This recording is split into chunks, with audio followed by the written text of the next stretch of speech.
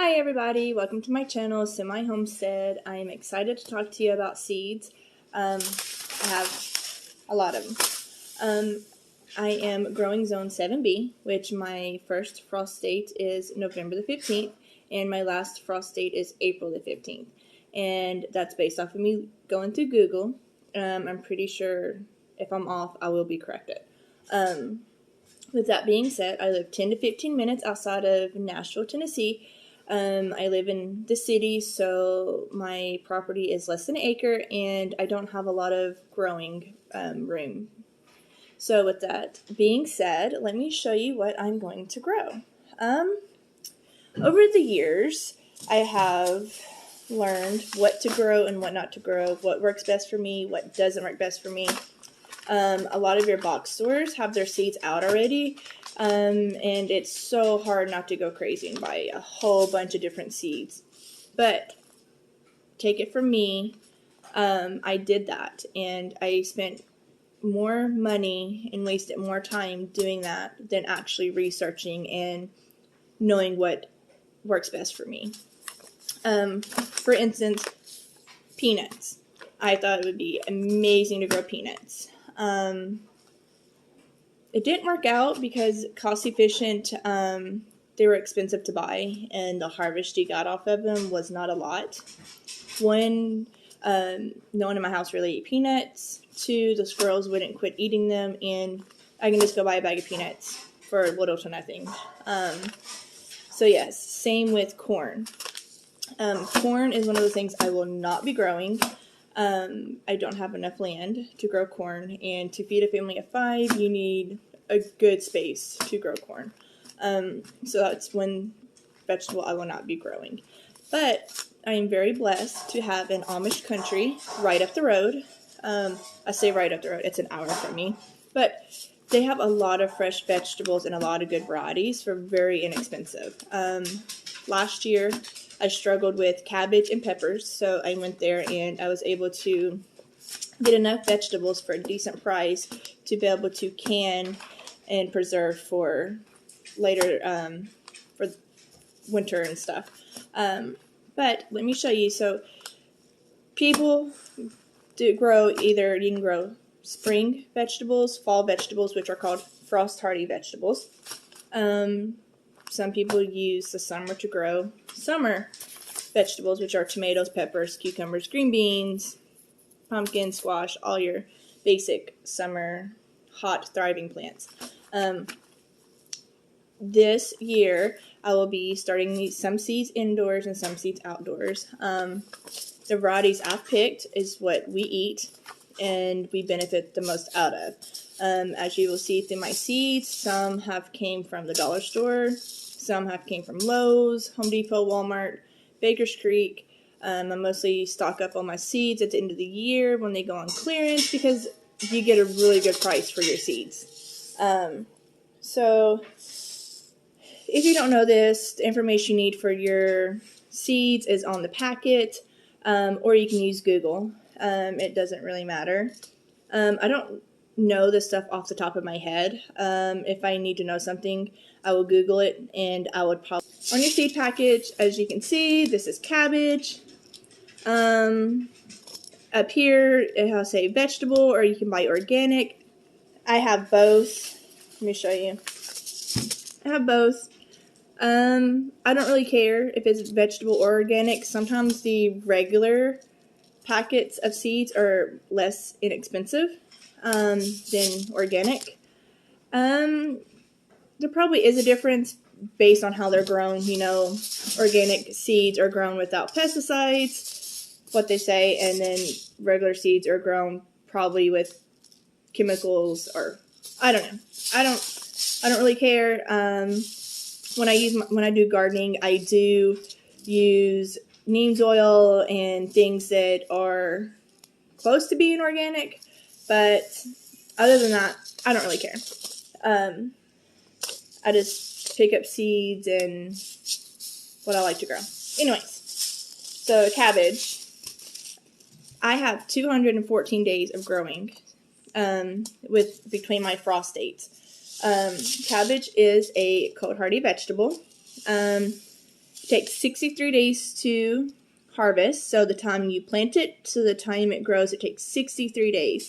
If you have less than a growing season of 100 days, you can plant cabbage and still be able to get a good harvest.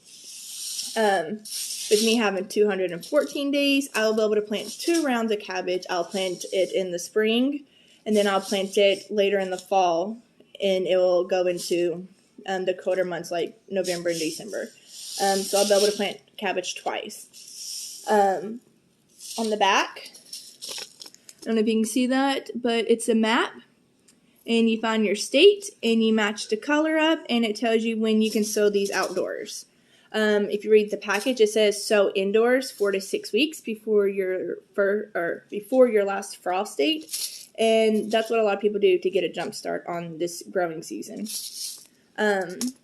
So also, if you look on the back, it tells you if it's frost hardy, how many days it takes to germinate, spacing, how deep the seeds need to go.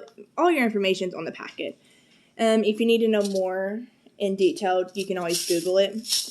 Google's my best friend when it comes to gardening. So yes, cabbage is one of those you can start indoors. But unlike tomatoes and peppers that you start indoors, cabbage and a lot of your frost hardy plants you can put outside once they get established.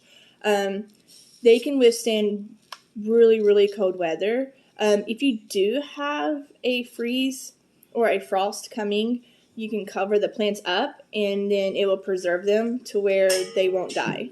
But other than that, your frost hardy vegetables can withstand cold weather. So cabbages I will be planting indoors.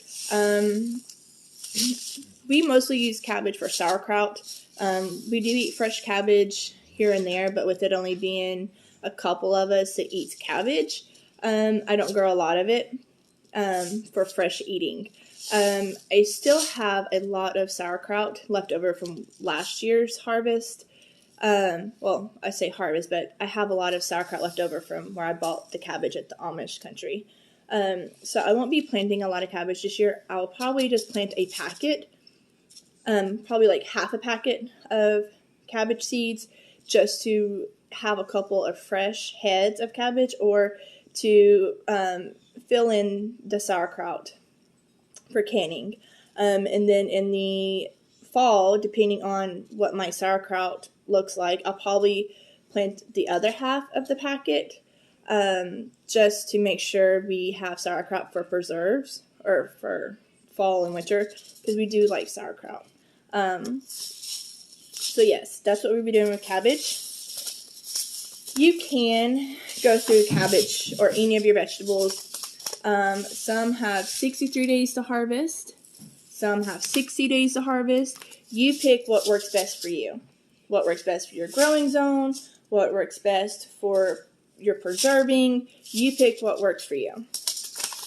A lot of times people like using their frost hardy vegetables in the spring because you have less bugs, like cabbage worms and stuff. Usually if you do a second round of cabbage and stuff, when it goes into fall and when it starts like at the end of summer into the fall, you have a lot more cabbage worms, and it can lessen your harvest. So that's why a lot of people plant a lot of their things like cabbage and broccoli and stuff at the beginning of the year. So yes. Broccoli, we do have 4 packs. All variety growing zones, like this is 48 container variety. So 48 days means it'll take 48 days to harvest broccoli, and this kind you can grow in a container. I really don't pay attention to the container varieties because I just plant it where I want to plant it, and if it grows, it grows. If it doesn't, then next year I know not to plant it there. So if you want to be specific, and then you can go by the container variety. I won't be planting all 4 of these. I'll probably plant 2 packets of broccoli for the spring and 2 for the fall. And I will cook this fresh. I'll either cook it fresh or I will freeze it to eat over the months, like over the months of the year. If that doesn't make sense, did it? I will just freeze it so we can eat it whenever we want to. Broccoli is one of those things we do love, so I will grow a lot of broccoli. So this is good. Cauliflower. Cauliflower is another staple in our home. I will be growing this as well. I will be growing this in the spring and in the fall because we eat a lot of cauliflower, just like the broccoli. When we harvest these, we will be freezing them and eating them fresh. Cauliflower, along with broccoli and cabbage, if you plant them in the fall, do have a higher chance of getting like worms, like cabbage worm. So that's why a lot of people do plant these in the spring, because you have a less chance of bugs. But I take my chances. I plant them spring and fall. As you can tell, it still has the planting days on them. Forgive my dog. He is barking in the background. And it has, even though the back of the package might be different depending on the seeds, it's still the same information. And like I said, if you have questions, Google is everybody's best friend. Carrots. Carrots is one root vegetable I will not start indoors. They do better doing sowing straight into the ground. It just helps form a better vegetable in the ground. So these will be planted directly in the ground, compared to cauliflower, broccoli, and stuff that will be started indoors. This will be started in the ground. Carrots just do better planted directly in the soil. I was told that if you do not like vegetables, to grow them yourself to see if it makes a difference. And the saying is true. I don't like carrots from a can, and I don't like carrots from the freezer section of your grocery store. But growing carrots and eating them fresh, oh my goodness, they taste amazing. They're sweet. The flavor is just amazing. So yes, grow a vegetable to see if you actually like it, because I promise you it will make a difference. I won't plant all 3 packs of carrots. I'll probably plant 1 pack of carrots for the spring, 1 pack of carrots for the fall, because we don't do a lot of carrots. As you can see, a lot of the seeds I'm showing you are, I wonder if they're from Lowe's. They all have the same packs. Lowe's, Walmart, Home Depot, they all have the same types of seeds. Let's see. Okay, I'm going to put this one aside, that one aside, that one aside, and that one aside. Peas. I got these from the dollar store. They're sugar snap peas. These I got on clearance at the end of last year. I don't know how much I paid for these, but it was really inexpensive. I don't do peas from a can. I don't do the little balls of peas in the freezer section, but I love sugar snap peas. I will go outside and I will pick one off the vine and I will just eat it. That just goes back to the saying that if you don't like a vegetable, grow it, because you might like it after you grow it. So my peas will be planted and they will be growing up a trellis. New for me this year, I wanted to try. I ended up liking celery. So I figured I will try celery. This comes from Baker's Creek. I am not affiliated with them. I don't get money for them. I don't get sponsored. I don't, nothing. Baker's Creek is just a really good website that I've got seeds from. I'm pretty sure you've seen a lot of videos where people get seeds from there. And you always get a free seed variety. And they have really interesting seeds sometimes that you've never heard of. Celery, though. Celery is a new one to me. I will be growing. I won't plant the whole packet because I'm the only one that eats celery. So I'll probably plant like two or three seeds out of the packet just to see how it grows And for next year, if I do like it, like me growing it, if I do like it or benefit from it, then I'll plant more. If it's hard to grow and it's just easier to get it from the grocery store, I probably won't buy these again. I don't save money by just planting a couple of these. You save money by planting celery if a lot of people eat celery.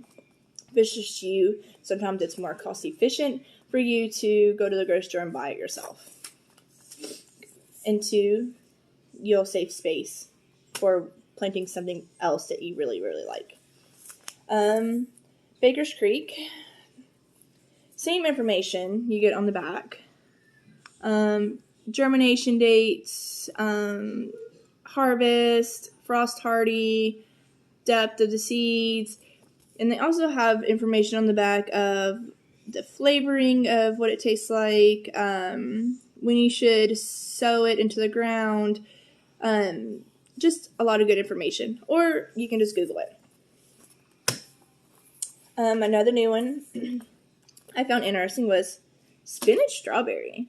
I found this on their website and I'm like, I like spinach, I like strawberries, let's put them together. I don't think there's a lot of seeds in here, but when I Googled the information of this, it is a very invasive plant, so I will be putting this in a container.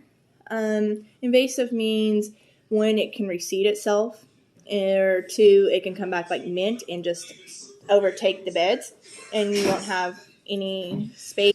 So I will be putting this in a pot. I don't know if I will like it or not, and I don't know how I'm going to use it. That's why I'm not going to grow a lot of it. If I like it, then next year I might plant it in one of my beds to let it take over. If I don't like it, then I won't have to worry about it coming back every year and having to get rid of it. So, if something's invasive or you want to try something, just put it in a pot. And if it's good, then you know to put in the ground. If you don't like it, then you don't have to worry about it growing in other areas and you don't have to buy it. Baker's Creek, free seeds. Okay, I would not spend money on radishes because I don't eat radish. But this was a free seed packet, so I will be planting a couple of these just to see if I can use them in a dish or to see how they taste if I cook them a certain way. If I like them, then I will be buying them next year. But if I don't like them, I'm not out of money because they were free. I did set this one aside and I was looking for the spinach. So my seeds are not in a container. Like you see, people have these beautiful organized containers. I'm too cheap to buy those containers. But, all right, spinach. This is another one I bought at the dollar store. I only bought this one because it was on clearance. We don't eat a lot of spinach, just like lettuce, so it doesn't really make sense for me to grow a lot of this. I can just go to the grocery store and buy it when I need it, and I don't have to worry about it going bad or wasting the time and the space growing something that I know we're not going to really benefit off of. I will be doing this spinach, though, because, like I said, it was on clearance. I will plant it in one of the kiddie pools I have out back. If you go check out my other video, you'll see that I have stuff planted in kiddie pools. This will just be for fresh eating compared to other stuff. Okay. Forgive me. Coffee. It's amazing. I love coffee. Anyway. Seeds. You can buy 2 types of seeds to get a seed onion head. Okay. You can buy these, which are little seeds, and this takes 115 days to start from seed to harvest. These are really good. You plant these in the ground, and if you do not need onions right away, or you don't want to eat fresh onions right away, this is a really good option for you. If you can wait 115 days, this will go from seed to onion head. If you want onions sooner than this, buy the onion sets. The onion sets you will cut your growing time in half. In my garden bed, I have garlic that I bought at Walmart in a bag from the produce section, and I have onion sets that I planted together. I started both of those in October, so I'll be able to harvest those, I think, in May, if I'm not mistaken. I'll have to look at my book. I do write a lot of this stuff down because it's too much to memorize from memory. I am a working mom, and I have 3 kids, 5 dogs, work full-time, go to school full-time, and I run a house, so I can't remember everything. So, yeah. Oh, I forgot turnips. My seeds are all over the place. Turnips. Funny thing about turnips, okay? I love turnip greens. I'm like, how do you get turnip greens? From the tops of turnips. You probably knew that. I did not. But anyway, so I'm like, last year I grew turnips, and I harvested the tops, and I was like, what about the bottoms? I'm like, I wonder how the bottoms taste of turnips, because I've never been a big fan of turnips. So I'm like, I cut them up, I put them in the oven, they tasted amazing.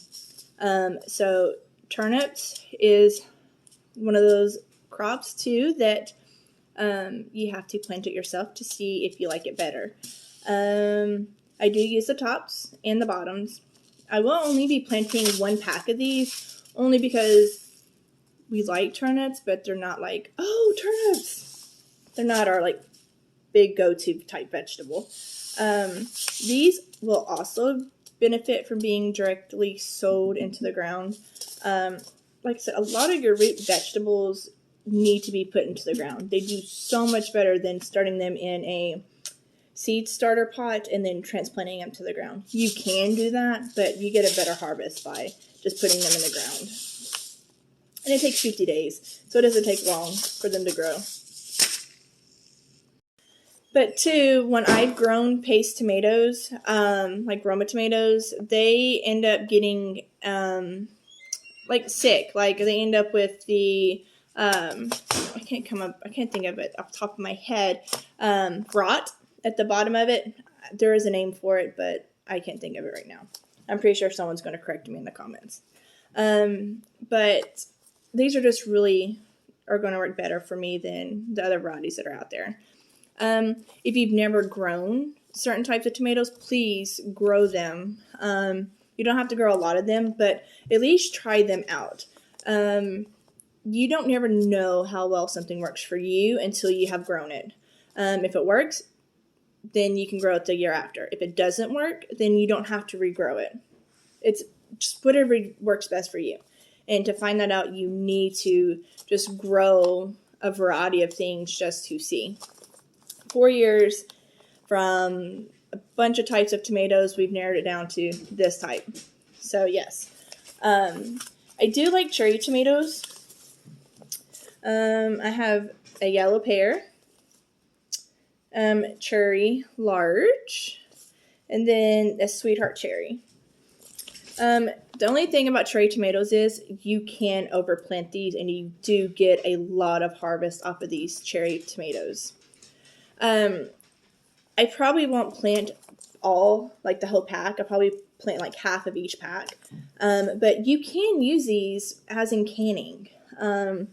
You can preserve these in canning. You can dehydrate them for making like a tomato powder. I don't have a freeze dryer. I guess that's what everybody has. I don't have the space, and they're too expensive. So what I use is a dehydrator, and that's what I use for a lot of my herbs. And if I want to create my own seasonings, I use a dehydrator. But cherry tomatoes, you can do so much with them. Yeah. So those are my cherry tomatoes. Tomatillos. I grow a lot of tomatillos. You need to plant more than one tomatillo plant to get a tomatillo harvest.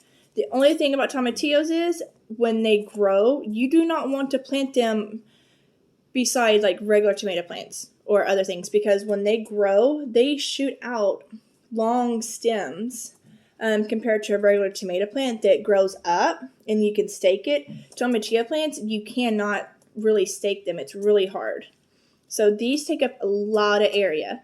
So if you need to plant a lot of these, be mindful of that. The only reason why we plant these is for making salsa verde. I can never keep enough canned because we go through it like crazy. So I will be planting a lot of these this year. And in order for me to do that, I don't have a big variety of tomatoes. So with me cutting down my big variety of tomatoes, I can plant more of the tomato that I benefit from. Salsa verde is in the canning book, the ball canning book. It does call for green chilies, so you can go to the store and buy a can of green chilies to go in the recipe. But I like growing peppers and stuff, so I'm like, well, I Googled what was in a can of green chilies, and I'm like, oh, well, I can do that. So in a can of green chilies, you have poblano peppers and Anaheim peppers and jalapeno peppers. Those are what's in the can of green chilies. So I'm like, I might as well just grow the peppers myself, just because we eat a lot of salsa verde. If we didn't eat a lot of salsa verde, I would just buy the cans from the grocery store just to make the recipe. But we do eat a lot, so it makes more sense to buy the peppers to grow to create my own salsa verde. Very cost efficient. The thing with peppers is I have never been really good at growing peppers. That is one of my biggest struggles, but I still try to grow them every year because we do benefit from peppers. These two peppers, like I said, are only used for salsa verde. I probably won't use these for anything else. These are sweet peppers. We do a lot of sweet peppers compared to like hot peppers. This one is new, Sugar Rush Peach. I've never grown it, but I'm excited to try it. I won't plant a whole packet of it because I don't know if I will like it or not. So I'll probably plant like half the packet. The thing with peppers is we like sweet peppers, but having a lot of them fresh on the counter, they usually go bad if I don't cook them because no one really eats them. They mostly eat them when we cook with them. So that's why I won't be planting a lot of these. If we do like them and I do find really good uses for them, I will plant a whole pack next year. This one is your basic snackable pepper. I do stuffed peppers, or we do fajitas. We do a lot with bell peppers. The snackable ones are my favorite. This is not a snackable one, of course, because it's a big bell pepper, but same thing, just bigger. This is another bell that I will be growing. I will be planting the whole packets of these because we do eat a lot of bell peppers. This one is a golden honey one. This one's a new one too. We will only grow half the packet because I don't know how they taste and I don't know how we'll use them. And it doesn't make sense to grow a bunch of peppers that I don't know how I'm going to use them yet. Like I said, Baker's Creek, they have amazing variety of different types of vegetables. Some I've never even heard of or you can't find in your box stores. So we will be growing half of these packets. I do have more peppers that I have saved over time, like snackable peppers. I save these. I usually, when I run out of peppers or they're not fresh in my garden, I usually go buy the bags of snackable peppers and I save the seeds from the peppers. You can do this. You can save the seeds from the vegetables you buy at the grocery store. They will work. If you're not sure of your first time saving seeds, please go buy a packet of seeds. Plant both of them, because if you plant the seeds you saved and you get a plant out of it, then you know you did it right, and then every year after that, you can save your seeds and you won't have to worry about buying anymore. So yeah, save your own seeds. It will, if you're wanting to, usually a lot of people garden to save money. And if you want to save money, save your own seeds. Like I said, you can plant the same seeds to see if you're not sure if you saved your seeds right, but still plant them. Either they're going to grow or they're not. You'll never know. So yes, try to save your own seeds.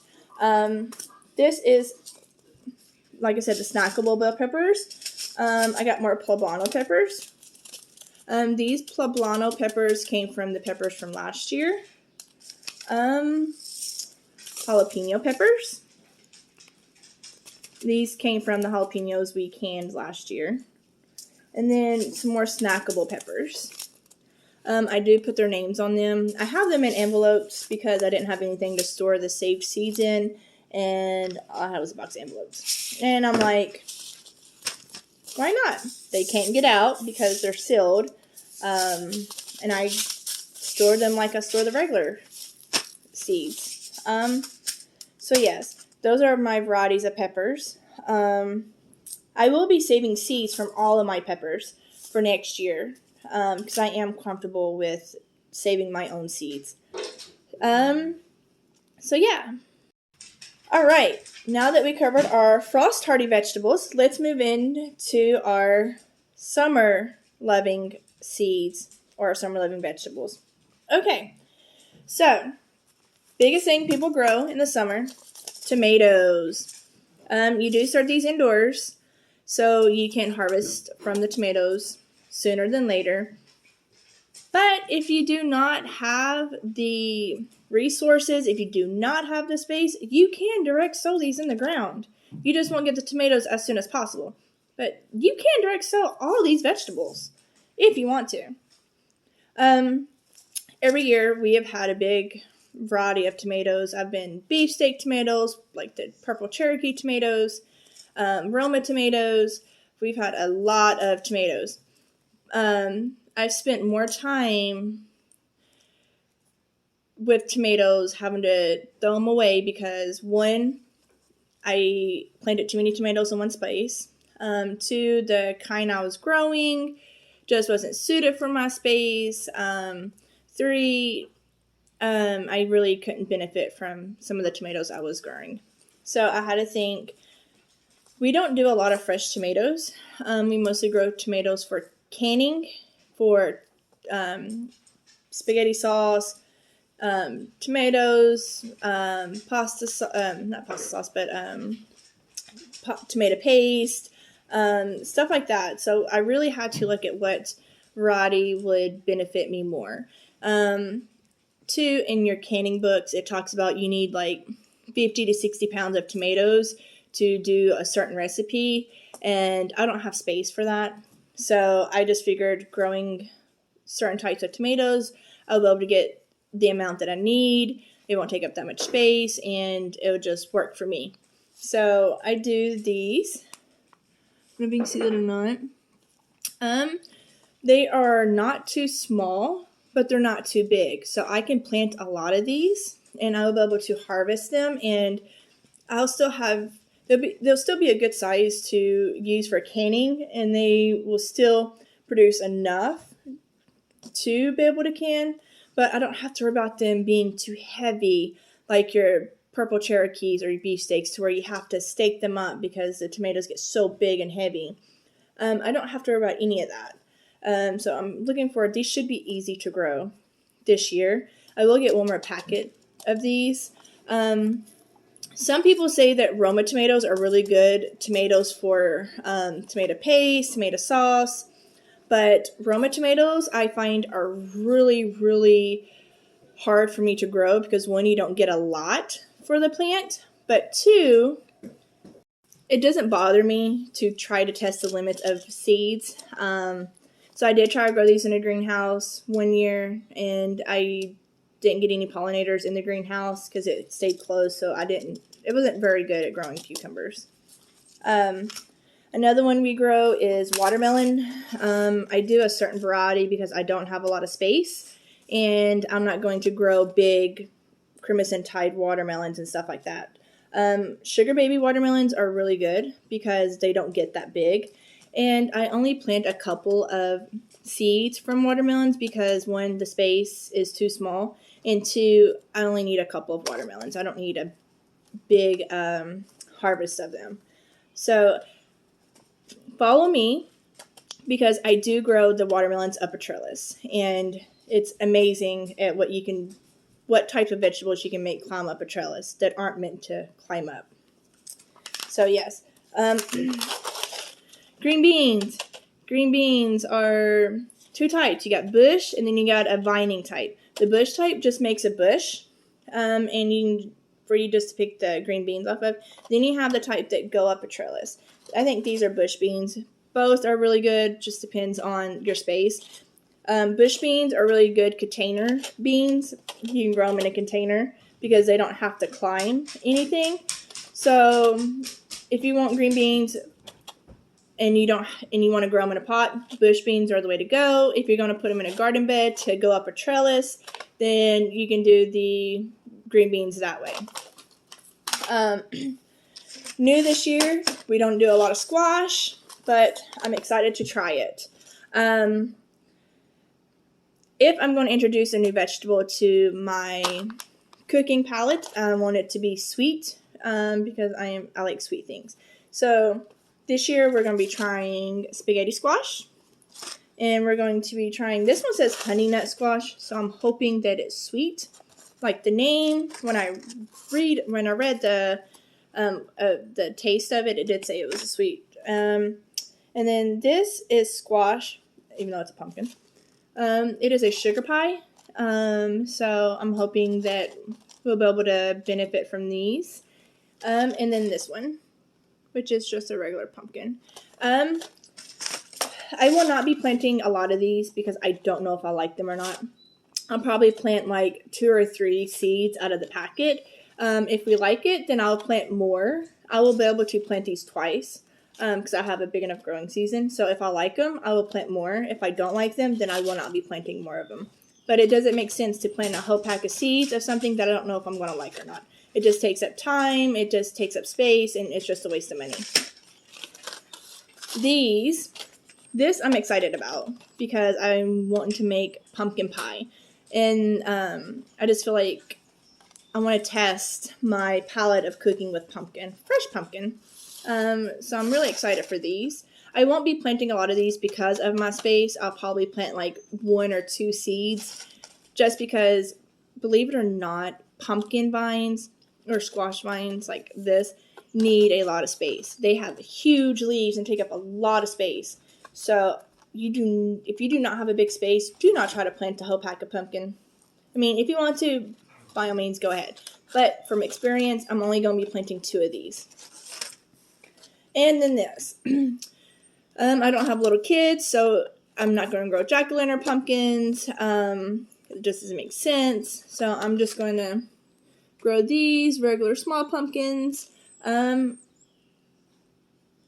Do I have to grow these? No. I have enough here, like pumpkins to try to taste and put in recipes.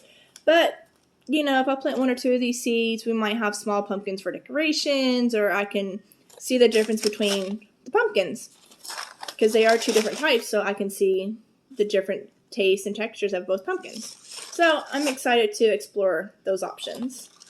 Like I said, these I will not be planting a lot of because I don't know if I like them or not. Alright, now let's move into herbs.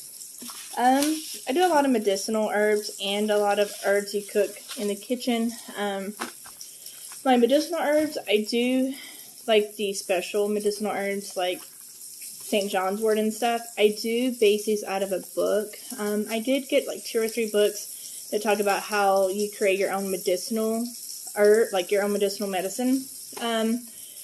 Do not go out here and start playing around with herbs because, believe it or not, too much of one thing could be really bad for you. I just look at a book, see what I need to grow, and I base it off of that recipe of what you need. There are warnings in the book that says too much of this can harm you, do not do too much of this, only do this so many days. So there are pros and cons of medicinal herbs. Pros, if you learn the right method and the right way to use things, then you can always have medicine around that can help you overcome a lot of things like pain, sickness, stuff like that. My medicinal herbs are mostly for teas. In my books that I have, it talks about, what teas like chamomile, it talks about lemon balm, it talks about mint, those different types of teas. St. John's wort is a sedative. It is good for anxiety and to help calm stress. This is a really, really good tea, but it says too much of it can be really harmful to you. So I'm not an expert at medicinal herbs. I just know what I've been learning out of the books and by Google. So if you want to do your own medicinal herb garden, please do the research, because some things that might be good for you could also be very harmful to you or your body or kids. Even if you're trying to give it to kids, animals, whatever you're trying to do with your medicinal herbs, please do the research.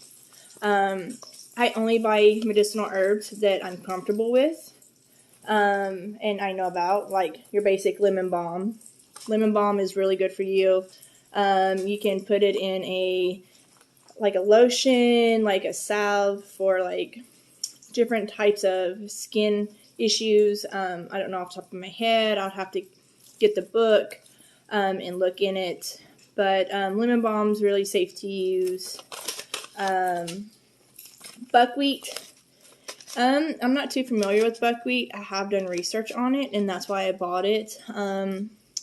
This will be my first time growing it. If you want more information about buckwheat, you can Google it, or you can just ask me, and I will, before I plant this, I will Google it again just to make sure that I have it for the right reasons, and to know if there's anything bad that can come from it, what good comes from it. So I will research this seed again just to make sure I have the right information before I plant it. So yes, this one I will research again. Lemon balm, already did lemon balm. Stevia. Stevia is a good herb. You can get a lot of stevia, like sugar and stuff, in the baking set. Make it into a stevia powder for sweetener. Or you can just use the leaves in tea. So when you go pick your herbs from your garden for your tea, you can just pick a couple of these and put them in there, and it will sweeten your tea naturally. So this one I already planted last year. It didn't grow a big harvest of it. So I'm planting it again this year, and I'm hoping I get more out of it. If I don't, then I will know to buy 2 or 3 packets just to see how much I need to buy to have a good harvest of stevia. It is not frost hardy, and I'm hoping it comes back this season. Most likely it won't, but if it does, then I will know if it's a continuing herb that will come back every year. So this one is good to have. If they'll come back next year, I don't know. I'm excited to plant this one. What else? I have another type of lemon balm, this one. I have 2 types of lemon balm. I'm familiar with this one, but the one that's mandarin, I'm excited to try it. I'm wondering if it'll make my teas taste more like a lemon orange, like a citrus, more of a citrus taste. So yes, I'm excited. A lot of my teas that I get out of my garden, some of them taste really earthy, which I don't like. So I'm hoping that getting herbs that are like lemon balm and mandarin oranges and different types of herbs like that might give it more of a flavor to where it doesn't taste so earthy or leafy, I guess would be the right word. This one's a good medicinal one. This one's really good for your garden. It helped enhance the bees and stuff to come, seeds that I bought. So if I'm not familiar with the seeds, I will re-Google it just to make sure. And I'll write it down. Bee balm is a really good one. This is good for tea as well, and good for bees. This comes back every year. Let me see. Chamomile, I'm going to try this again. I suck at growing chamomile. I don't know why. It's like when I plant the seeds, it doesn't want to grow, or the birds get the seeds before they even have a chance to grow. I don't know, but this is one of my biggest things I struggle with growing. But I'm going to keep trying to grow it. Borage. I bought borage for a medicinal reason. And then bee balm. Bee balm is a really good medicinal herb as well. I have two.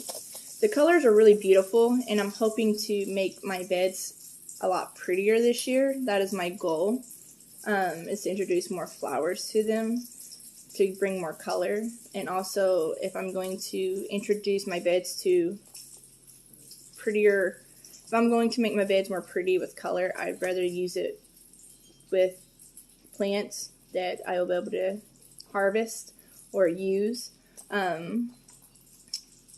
One thing to know, anything you plant, always make sure you can use it. So if you're going to plant, like I said, bee balm, because it's beautiful flowers, you can also harvest it for teas. So always if you go to plant something and you're planting it because it's beautiful, make sure you can use it in other areas. Make sure it comes back every year, because one, you get a beautiful flower, and two, if you need something off of it that's beneficial, you'll have it. So you get a 2-for-1.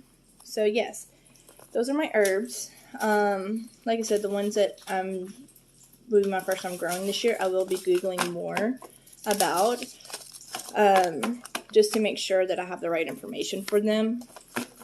That's just what I do. So yeah. Oh, I forgot this one. I'm excited for this one. My kids think it's going to be weird, but these loofahs I am going to take advantage of with doing dishes and stuff like that, and I will be able to compost them. So yes, this is probably out of all my seeds, this is probably my favorite seed that I'm going to be growing. So yes, I am glad I got to share my seeds with you. If you have any questions about any of them, please feel free to ask me. I will do my best to answer them. Do not be afraid to test all variety of seeds, because you never know what you're good at growing. You won't know what you're good at growing until you grow it. So please experiment. Try it in small pots to see if you like how it grows. Test it in different areas. You never know, you might really enjoy the plant you grow, or you might not like the plant. So do not be scared to play around with seeds to see what you do and don't like. But also keep in mind that before you buy seeds, please think about, if you're buying seeds to test them, don't plant a whole pack of them, because it's just a waste of money. If you don't like a vegetable, but you think it's a good preserving vegetable, so you're going to buy it, plant it, and then preserve it, it's just going to sit on your shelf. You're not going to eat it. And you could take that time and space and put it toward another vegetable that you like, that you can harvest more of to preserve. So just think about it when you go to buy seeds. Have fun with it, but also think about what you're going to grow before you buy it. And yeah, I hope y'all all have a wonderful afternoon. Bye.